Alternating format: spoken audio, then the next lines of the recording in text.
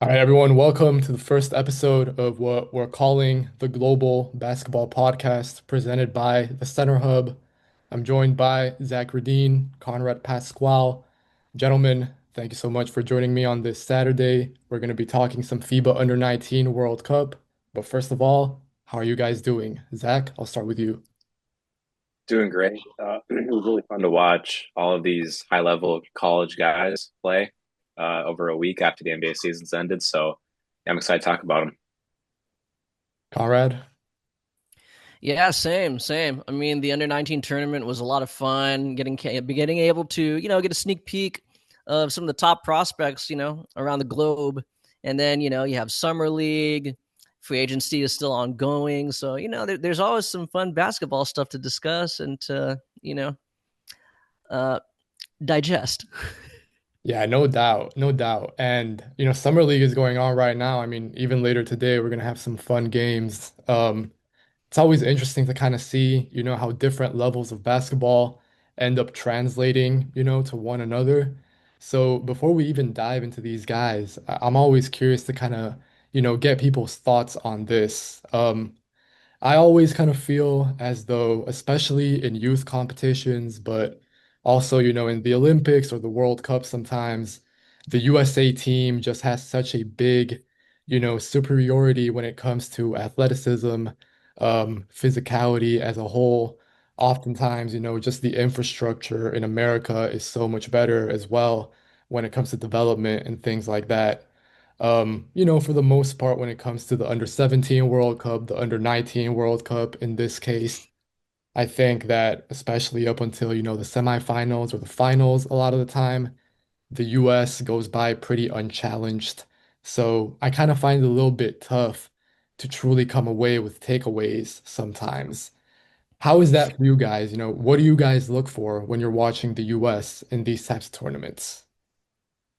Yeah, it's definitely interesting because as I'm sure we'll talk about here, I think a few guys for USA like just kind of won off of their athleticism like throughout the tournament and like didn't even need to really tap into their shot making type skills. Um, but yeah, I mean, I think that's still important to see. Like, I think it's cool to see all these USA guys that are really physically ready for the college level entering the league at that point. Because as we see in the NBA playoffs, how important strength is and Yeah. everything like that. Like that's kind of what I'm looking for a lot of these kids right now is how is their body? How can they take bumps and stuff like that? Can they enforce bumps and stuff like that? Because I think that's a growing trend for the playoffs. If you're not strong, that's kind of an issue right now, and it's becomes a lot harder to be an NBA rotation player at the highest level. So that's kind of what I'm looking for, I guess. Yeah, Conrad?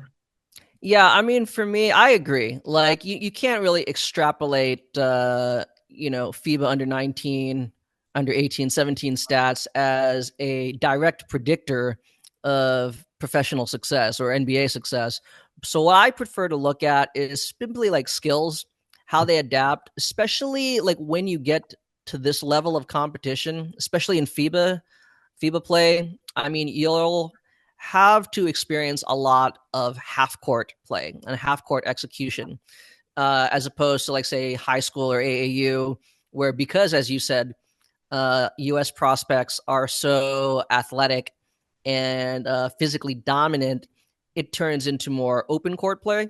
So here in FIBA play, you really get to see, okay, just how well, your handle, shot creation, movement off the ball, how that all really translates against defenses that are a little bit more attuned to locking down, in half court sets. Yeah, definitely. For me, one of the prospects who I think this sort of notion is most applicable to is AJ Debinsa. And he was probably the best prospect, I think, at least widely recognized as such going into this event. He was named the MVP of the FIBA Under-19 World Cup. We can get into whether or not he deserves that, whether or not, there were better players than him. But moreover, I'm just curious, what did you guys make of his tournament? Because I thought it was fine. I can understand being maybe a little bit underwhelmed based off what he's shown, in the past in high school, EYBL, different settings as well with the USA team. But for the most part, I thought that he did a pretty good job throughout the entire tournament of putting pressure on the rim. His efficiency, I should say, could have probably been a little bit better. Thought his playmaking, at first wasn't that great. I thought he missed some easy passes, but towards the later rounds, I thought that he did a little bit better job at leveraging all the attention that he created to, make others better as well. Zach, I'll start with you. What do you make of AJ?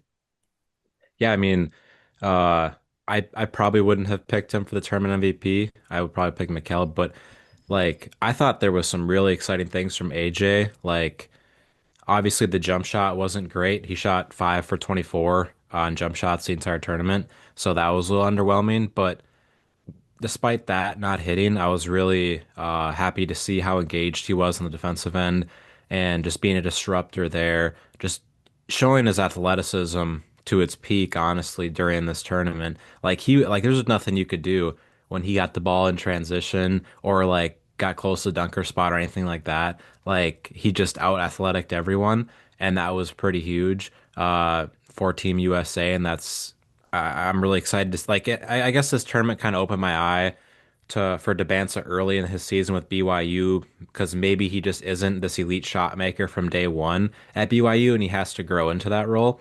But he showed that he can kind of dominate games in other ways than just his shot making, which was encouraging, just with the defensive versatility and the athletic ability. So I think that's something to watch his early season with BYU. But I thought it was a solid tournament for sure still.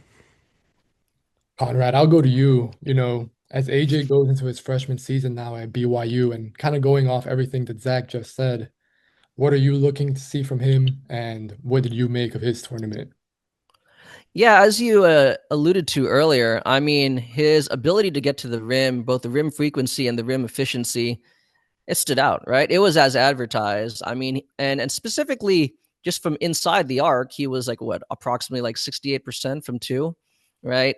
What I was hoping to see more was again, this was a team where he was fortunate to play with some other good ball handlers, some pretty high level like playmakers.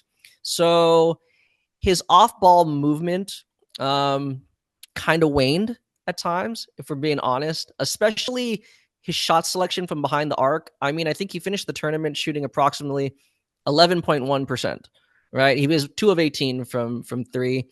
I'm not so concerned about the percentage itself, but if you watch the film, like the looks that he elected to take, probably left a lot to be desired. Um, Either just kind of like rushed, if not like highly contested. When you saw in previous plays where he actually can get better looks, right? Whether that's even if that is just like going from the mid range or something like that. So that's something like moving forward you'd kind of like to see because yes, while you do project him to be, you know, a top scoring option, your ability to play off of others uh, can only right like is a good way of like to what extent like he can be successful against higher level of competition. So that was one thing, but other than that, the 2.3 assists uh might not sound super impressive, but I thought it was. I thought he made some pretty good passes. When he was able to draw like double teams, when he felt a blitz coming, which is again, that kind of relates to um, why I wish he would have done a little bit better from his perimeter shooting. I feel like he just kind of elected to rush it when he showed on previous possessions that he is capable of making some pretty good reads and some good passes to keep the offense from being stagnant. Yeah, I'm with you, and I'm looking forward to seeing AJ in college. Mostly, well, not mostly, but one of the big reasons is because I think that it's going to be a new challenge for him. And quite frankly, it's just been some time since he's really been challenged, I think. I think that his passing and his playmaking and such, that has taken a leap forward over the last 18 months or so. I have been impressed by how he's, been leveraging his scoring to kind of create for others. I do think that he's gotten much better at that. But, in some other aspects of his game, not that he's necessarily flatlined or anything like that, but more so that he hasn't really been challenged yet. or, he finds it very easy at the level that he's at right now. So definitely going to college will be, very interesting for him. And just before I move on to this next guy, real quick fire, 1 to 3 for the 2026 draft right now, headed into the season. Where do you guys have AJ? 1, 2, or 3? You can even have him lower. I don't know if you will, but basically, where do you guys have him? Zach, you go first. I'm not super confident, but I'd probably put him two, behind Peterson, above Boozer. Conrad? Yeah, not to play copycat, I have exactly the same as Zach. I'm still pretty enamored by Boozer's fluidity. Mm, Especially like both his handle and fluidity. When you do that, then you could really tap in to like the full extent of his athleticism. So right now, that's kind of why he edges out AJ, and then same thing. Right, I have Darren Peterson at third. yeah, right now, I have AJ at 1, but it's very, very close. Cam at 2, and then Darren Peterson, number 3. One guy who I think, made a real case for himself this tournament to be considered a top 10 guy kind of headed into preseason is Michael Brown Jr. He'll be headed to Louisville. I thought he had a really good tournament. Probably should have been the MVP over AJ. I'm not too much of a stickler over those types of things, but he was definitely impressive. I thought, with his shot making. More than that, I think that what I was most impressed by, having followed Michael over, a few years now, he's really growing into his frame. I think that the way that he uses his athleticism now has really improved. He's much more of a functional athlete on the floor now. I think that he's always kind of had, that creativity and even flash to his game. The pull-up shooting, the off-ball shooting as well, frankly, the passing, the ball handling. But for big stretches of his career, he's just been, so skinny and even small that he found it tough to create constant advantages. I think that there's a chance now he's kind of turned the corner on that. But, Zach, what did you make of Michael Brown Jr. and his under 19 World Cup? I'm really excited for him in college next year. He might be the guy I'm most excited to watch because I just like watching guys like this with this type of skill set. I mean, what he showcased with USA is kind of exactly what I want in like a modern point guard, just a guy who is capable to be a number one scoring option, but like the live dribble passing, the playmaking throughout the tournament was awesome. Just the ability to run pick and rolls, find guys in the corners off either hands, off live dribbles. I thought it was really fun to watch, just constantly moving the ball, quick pace. I like what you said about the athleticism. I really think there's something there. And he's obviously growing to his frame, not like a super small guard either. It's just more of a strength and defensive thing right now. Like, I don't love the foot speed on that end either. And that's kind of what it comes down to for him this upcoming season at Louisville is can he continue to add weight, get better on the defensive end because all the offensive stuff shows like potential top five pick. It's just can he exist on a defensive court in the NBA and projectably can he continue to grow into his body to where that's the case?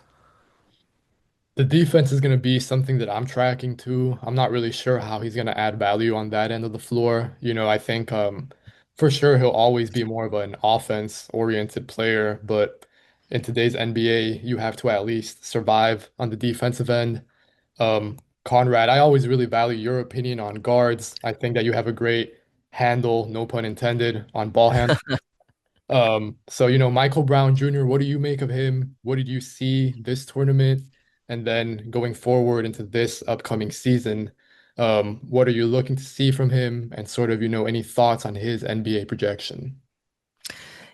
Yeah, I gotta admit, I wasn't as high on Michael Brown coming into this tournament. So this one was a little bit, I wouldn't say like, well, maybe illuminating in the sense that, like, okay, right, I actually could envision him being like a team's lead guard one day. I thought like, okay, at the very least, he's like a really, really high end rotational guard.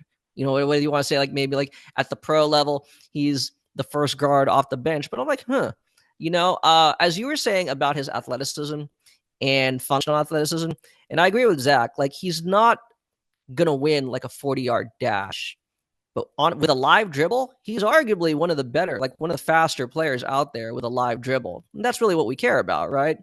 But what I really enjoyed about his performance in this tournament is that even though he is such a functional athlete, he didn't rely on his athleticism. He had a really good way to kind of like change or manipulate cadence again in the half court. You were saying earlier about his passing.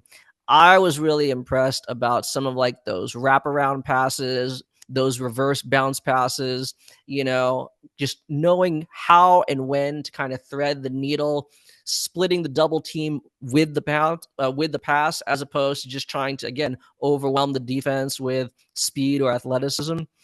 Um, as you said, I mean he's 6'2", or at least he's listed as 6'2". It's TBD as to like how much more growing he can be. I think moving forward, I mean it'll be interesting. I mean, like he definitely shot fairly well off the dribble. And overall, what I believe he was one of the tournament leaders in made 3-pointers, right? He made like close to 20 of them, I think. Something Yeah, like Yeah, he 21. was 20 of 42 or something like that. So, yeah, I mean, at Louisville, I would like to see, as Zach said, I think really how high could he climb these draft boards, I think will largely depend more so on his defense than his offense. Because if this continues, this trajectory with his offense kind of keeps going in the direction it's gone.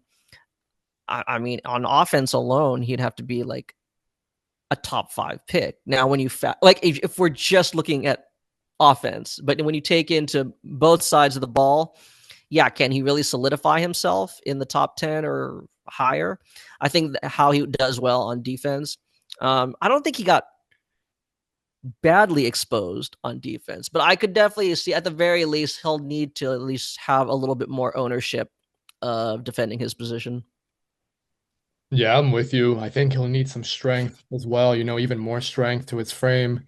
Just because at the NBA level, I really see him right now struggling to kind of contain guys off the bounce.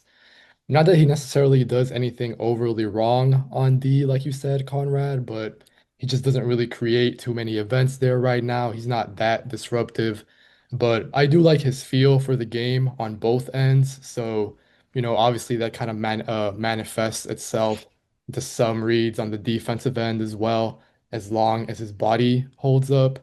And then, yeah, on offense, I mean, it's kind of hard to overlook everything that he's shown so far. I think that in terms of being a modern NBA guard, he kind of fits everything that you're looking for. Good positional size, can play on and off the ball. The passing is on point, like you're saying.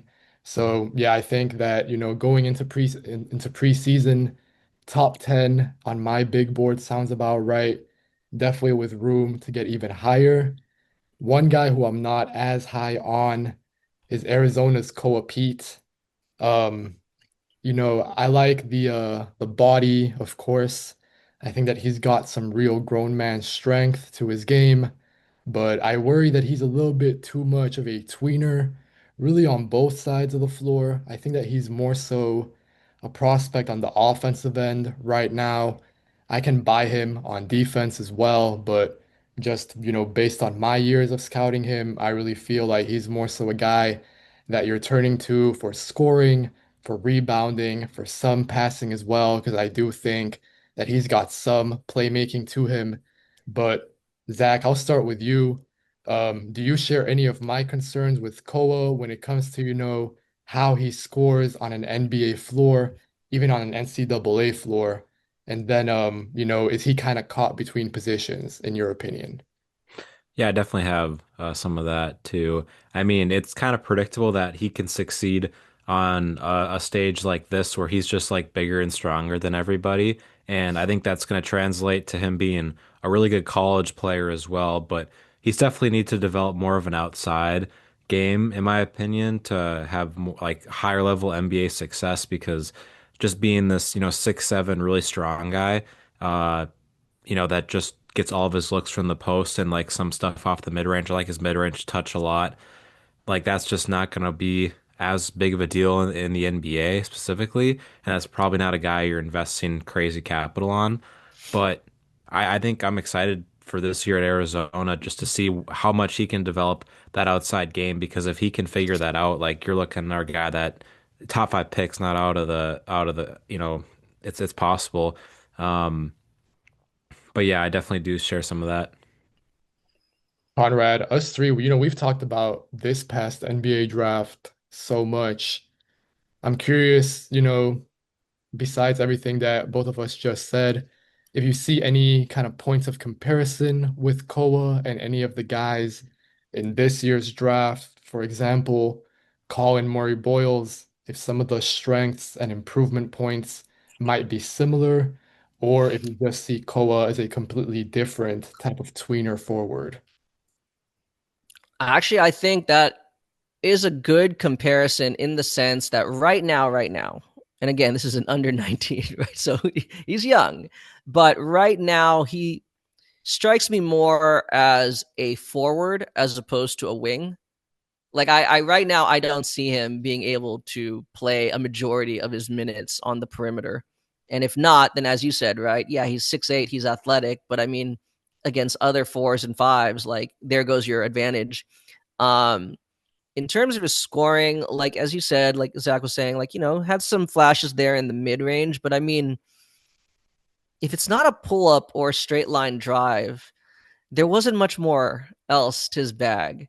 And again, is that just more of like your speed and your athleticism? Because for a guy who has fairly good lateral quickness, he doesn't utilize it. There's not like if they force him like to the left or the right, I mean, he kind of gets stood up or he terminates his dribble. That's something that I think he's going to really need to work on moving forward. And again, he doesn't have to be like a wing, like an exclusive like quote unquote 3 and D wing. If you're more like little catchphrase I like to say, if you're like a power wing, you can initiate or score a little bit from the perimeter, but you're ultimately your goal is to try to get inside or like kind of score in or around the paint.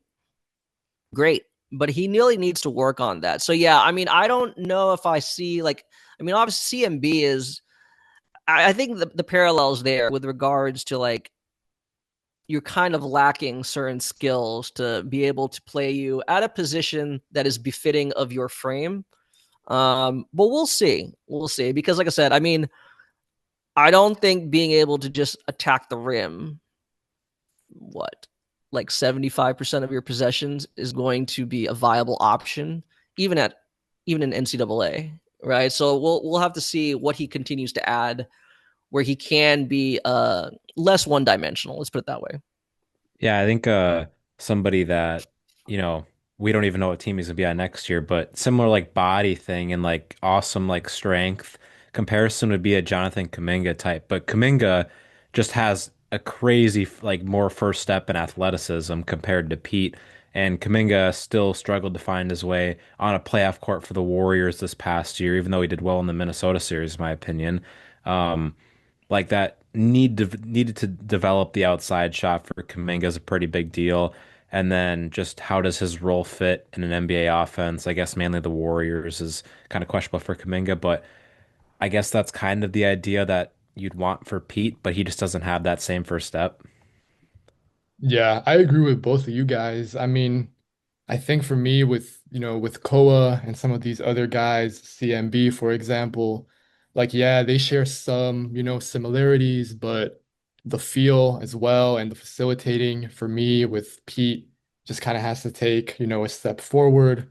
Even looking at someone, I guess, like Jonathan Mobo on the Raptors, who could maybe share some similarities if you want to think of Pete as a guy who can eventually kind of, bring up the ball as well, or, do some short roll passing, things like that. Just, the feel and the playmaking has to go up. Right now, I think that he's on the court and he really loves to score, but I'm not really sure that he makes others that much better. He'll create extra possessions with his rebounding, but I'm not sure that he'll set up others with easy looks. So yeah, I'm pretty curious to see how his translation at Arizona goes. he'll probably be, in my top 20 for sure going into the draft cycle. But if I'm being totally honest, I do think that there is a world out there where he's not a surefire one and done. Do you guys see him as a one and done, or is that up in the air as well? Yeah, I think it probably will be. I mean, I think he's gonna be good at the college level still. Like, I think he has enough skills to and just be really good for Arizona this year. So I would expect him to be one and done. Yeah, barring anything catastrophic, he should be a one and done, just based on his current skills and his athletic profile. Um, but there is some merit, perhaps, to staying another year. I mean, because given the death, at least the projected death of next year's draft class, it would make sense, right? Like, I mean, if he waits one more year, he could potentially like have a better chance of locking in, say, like a spot in the lottery in the 2027 lottery. So, I mean, we'll see how it plays out. But yeah, I think he just needs to really continue developing um, like his ball handling, his playmaking skills to really unlock all those athletic tools that he possesses. He seems like a guy who can make a lot of NIL money as well Yeah, I after a year. mean, That's He what I was like gonna say. Like that yeah. would be the play, I think. NIL money and then the weaker quote unquote 2027 draft. Because I think that if he wants to be a one and done, he will be. He'll get drafted, but it will be about, weighing up those things as well. Another incoming freshman who caught my eye, guys, was Nick Hamenia. He'll be going to Duke. I see him as kind of a dribble, pass, shoot kind of wing. I don't really think that he does any of these one things to, an awesome extent just yet. But for the most part, I think that I trust him to make the right decision. I think that he's got the requisite length and size. He's not the best athlete, but I think that if he, has space, he moves pretty fluidly and well enough. I think that he'll add enough on defense. Maybe, not so much as being a great defender, but I think that he'll at least be good on that end of the floor. And, kind of headed into this year, I think that he definitely has a chance of being one and done. He'll probably be around top 20-ish to start the year. But I think that if he holds on until the 2027 draft, he could even be, a top 10 pick kind of guy. Zach, I'll start with you. Nick Hamenia, how high are you on him or how low are you on him? Overall thoughts on the incoming Duke freshman?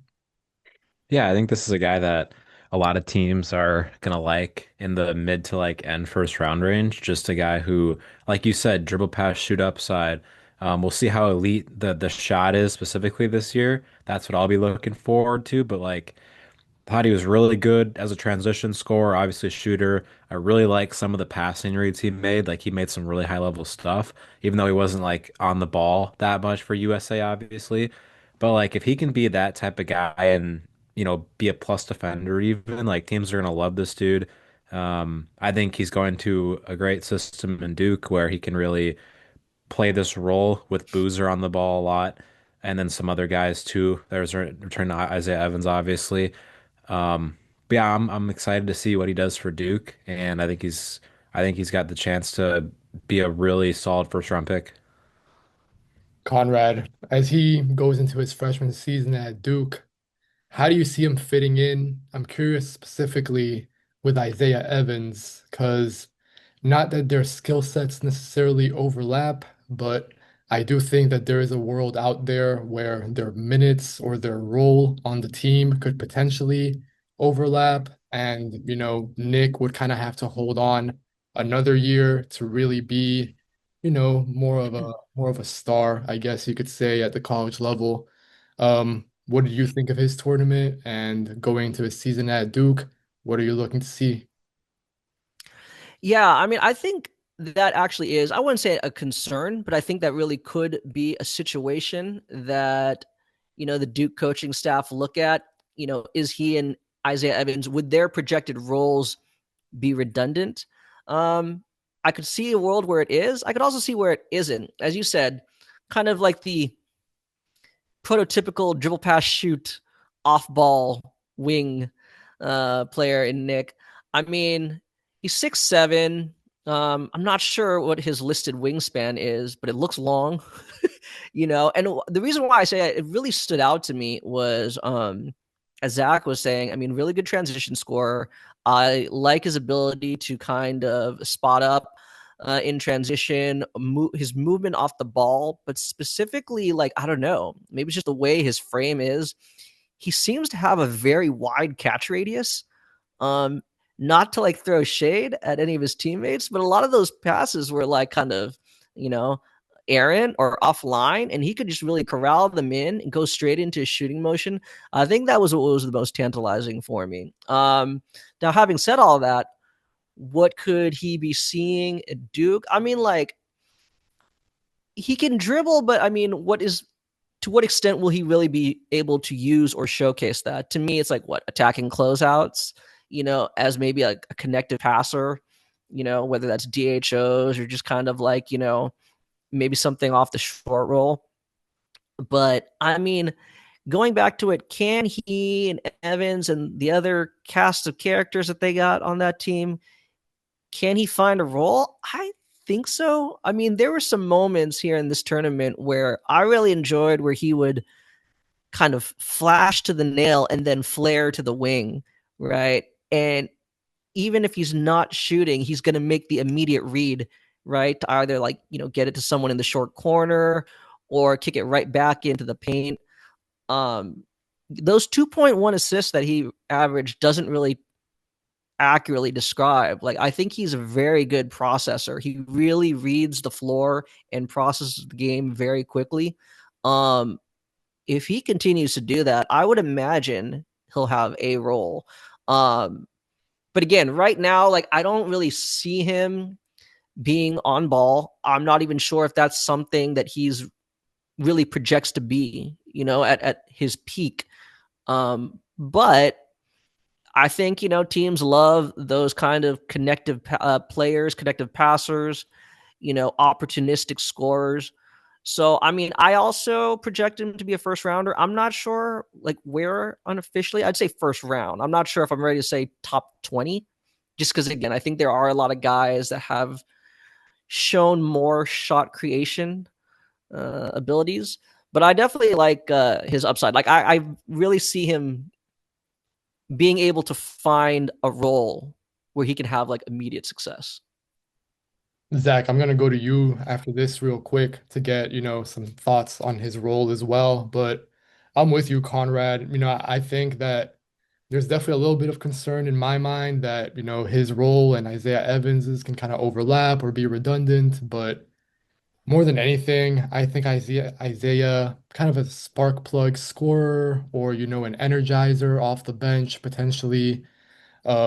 I've always kind of thought of him as a Brandon Boston Jr. sort of archetype in that kind of mold. With Nick Semenya, I think that, yeah, he's going to be a connector, driving closeouts, making decisions in transition, off of rebounds, off of cuts, things like that. I remember watching him at Harvard Westlake when I lived in LA a few years ago, and he's always been really impressive in that I think he finds it really easy to get into a rhythm. He's never forcing anything. He just kind of fits seamlessly into whatever role or function you need him to play on that particular night. So yeah, I'm looking forward to watching him at Duke. I think that he's going to be an awesome fit next to whoever, but that's just going to be, I really think, the story of his career for the most part. Zach, just real quick before we move on to the next guys, in a sentence or two, what do you think Nick Semenya's role at Duke is going to be, and how do you see him fitting in next to, Cam Boozer, Isaiah Evans, etc.? Yeah, probably just be another off-ball guy like Isaiah Evans. Um, I do wonder how much it matters how big his role is because like teams will find you if they think you're good enough, like we just saw with Carter Bryant. So we'll see. Like even if he does come off the bench for whatever reason and just plays a lot there, like teams will find him if they like him. Two guys who I want to hit on. I don't want to spend too much time on them just yet because I'm sure that we're really going to focus on them, a couple years down the line. But they were already on the USA squad for this tournament. They're more so for the 2027 NBA draft. I suppose one of them still has a chance to reclassify, although I don't expect that to happen. Jordan Smith Jr. and Tyron Stokes. Zach, what do you make of them? I'll have my thoughts on them and I'll share them in a little bit. But Jordan Smith, Tyron Stokes, thoughts on them? How impressed were you? Yeah, I mean, besides like the 1A championship guys, like the guys like what Jordan Smith did for USA are like my favorite guys to watch. Just the absolute dog, low usage guys who can be the primary point of attack defenders, just really athletic and are positive on offense. I'm a big fan of like Sion James from last year from Duke, like just guys like that. I don't know if that's gonna be his role in college. I haven't watched too much of him other than this USA stuff, but like I was really excited to see him just being the consistent fifth starter for that team and just doing what he was asked, not ever doing anything more. And then Stokes, fun to watch him also. He just won off athleticism and strength. It felt like again, even though which is really cool because he's going to a senior year of high school, so it's cool to see a guy that young do that. Yeah, with Jordan Smith, he was honestly sort of the perfect connector. I thought in that starting lineup with AJ, with Michael Brown as well. But it really felt like he was making the right decision almost always, and then really bringing that intensity, like you said, on the defensive end.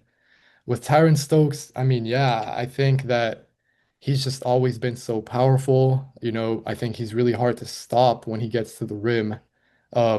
Conrad, what do you make of both of these guys? I mean, Jordan Smith Jr., he is listed, I believe he's listed at 6'3". When I watch him, he does not strike me as a 6'3" guy. He's definitely Way a bigger. guy. Yeah, right. He looks I would have bigger. guessed he was like 6'5". Exactly. Yeah, he looks bigger. He plays clearly bigger than his listed height. So I don't know if that's just outdated or inaccurate, but I mean, like, I see more definitely a wing. The way he plays is more of a wing as opposed to a guard. But I mean, his defense was the perfect complement for this specific team. But I think moving forward, again, just kind of shows you how he'll be able to carve out a role, um, regardless of how much his usage is on offense or how many touches he gets. I mean, he averaged nearly like a 2-to-1 stock to personal foul ratio, right? I think he had like almost north of like 2 steals per game, like just under like what 2 blocks.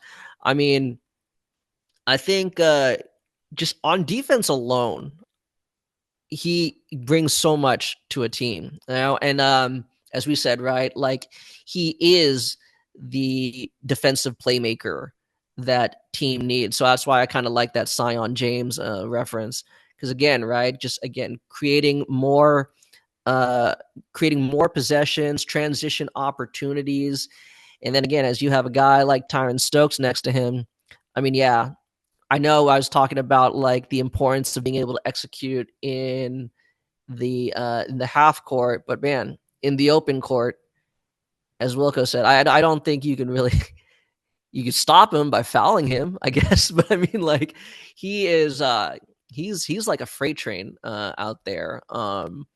But yeah, again, I really like both these guys. I'm with you. I don't really see them as being, I think yeah, it's more like a 2027 projection. But again, I really like how cerebral both of them are on the defensive end. You can tell that even though they possess some pretty quality athleticism, they don't rely on it. It's actually more instinctual. They're not reactive, they're more proactive. I really enjoy that. I appreciate that in all players, but especially young players like them. Yeah, I think with Tyron Stokes, it gets to a point where, if he's doing the same thing at every level and he's unstoppable at every level, and he just keeps adding more and more to his game while continuing to dominate at the basket across every single context, it sort of gets to a point where, is he just Zion Williamson version 2? Or what sort of player are we really looking at here? Because it's still way early. We really haven't even started the 2026 draft cycle. But if I had to, take a look into the future right now, I think that he would be the surefire favorite to go number one in 2027. And I mean, I think that every mock draft or, consensus high school ranking will tell you as much right now. But I think that in this case, they would probably be correct in naming him as the top prospect. Thank you so much for tuning into the very first episode of the Global Basketball Podcast. You can follow Conrad on Twitter at CP3_777. You can follow Zach on Twitter as well at Zach Rudeen. That's ZACHRUDEEN. And then, of course, you can follow me as well at WilcoMCV. For all the Center Hub content, make sure to go on Twitter at the Center Hub_BB. And then online, it's the dash center dash hub.com. That's the dash center dash hub.com. Again, thank you so much for listening, and we'll catch you next time.